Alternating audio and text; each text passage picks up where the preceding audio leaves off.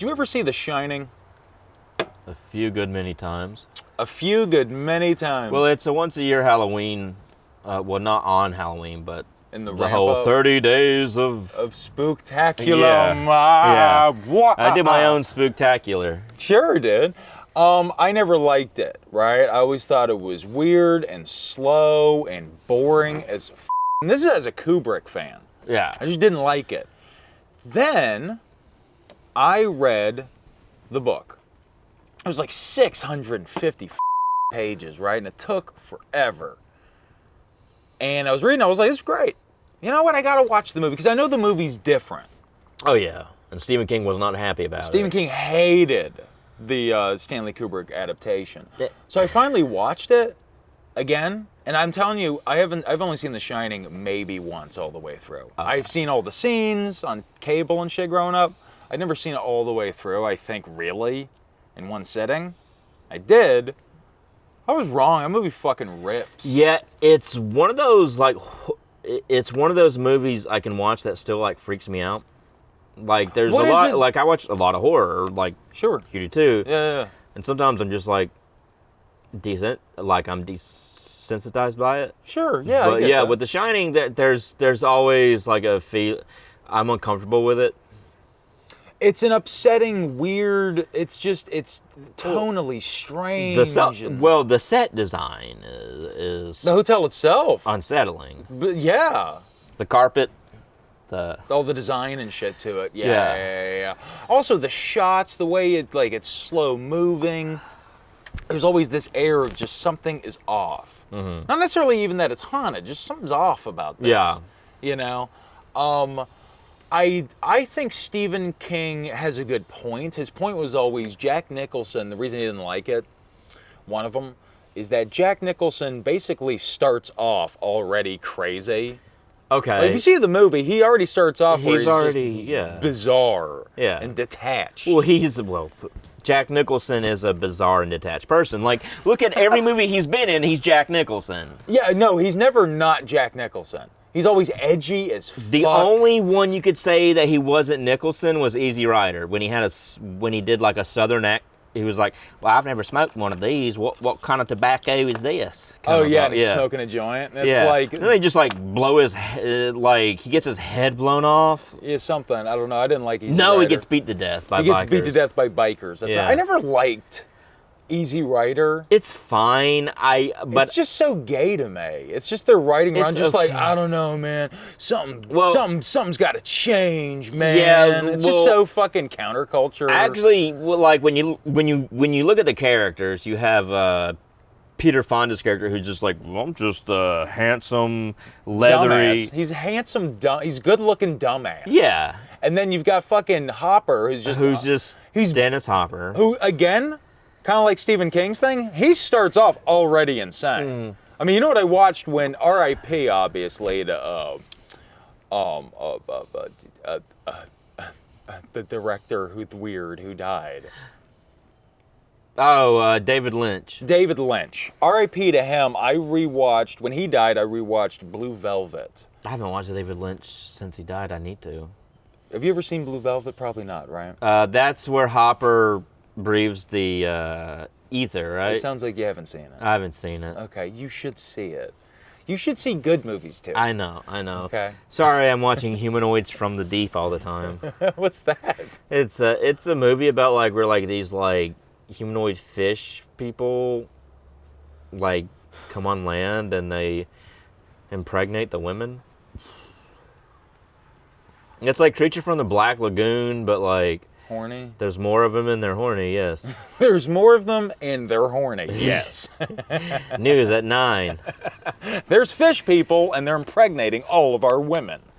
The Shining is like, you ever seen the movie Room 237?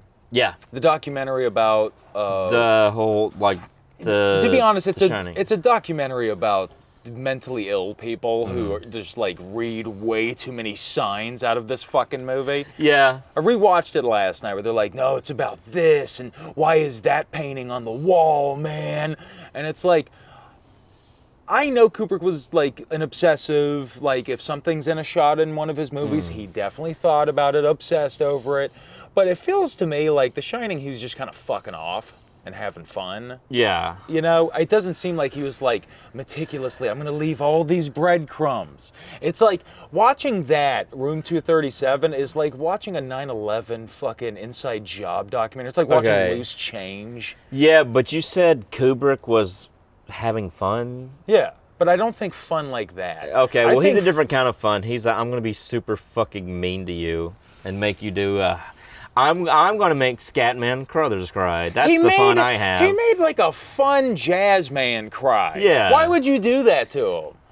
You know, apparently he made him do like 140 takes of like him just going, hey there, Danny, or something. I to the love point the that he scene. started crying and said, what do you want from me, Mr. Kubrick? It's fucking mean. I love and hate the scene where it's him and Danny and he's showing him like what's in the kitchen. He's like, we got carrots, we got beans. And it's like, this kid's just got to be like, you don't have chocolate. You don't have chocolate or marshmallows. Yeah. I want marshmallows. But no, he was showing him like all the shit. Like, well, it's because he was with his mom. He's showing the mom what they have. He didn't show him. If you want a bland tomato soup. Oh, you're right. He does. So do you like carrots? Do you want to be like Bugs Bunny? Yeah. What's up, Doc? It's like, no, I want a goddamn cupcake. Yeah, I know. Yeah, exactly. Yeah, I know. I want a goddamn cupcake. He should have said that in his brain because they both could shine. You're a little retard and your dad's going to kill everybody. And I'm going to stay home and watch porn on cable.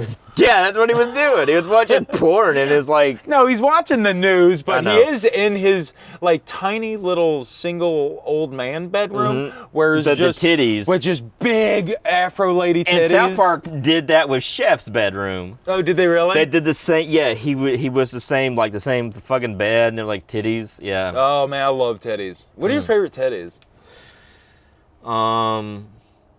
Don't say like a dog's titties or something. Don't say something good. I don't know. My wife's tits. Titties aside, in the fucking book, you okay if I spoil one or two things? I don't care. You're not gonna read it. You don't read. I might read it later, but don't worry. Okay. How about this? Instead of an axe, it's a fucking it goes by a different name, but it's a croquet mallet. And at first, that's like, oh, that's interesting. Maybe like blunt force fucking bashing in Wendy's head and killing Danny with that and shit. It's so fucking not scary. When you think about Jack Torrance mad out of his mind, driven mad by the hotel's ghosts. Yeah. I want to see him with a big shiny fucking axe. Yeah, because I don't see a croquet mallet. It's so... What's that door made out of? It's so waspy. It's cardboard? Exactly. It's also just like the most...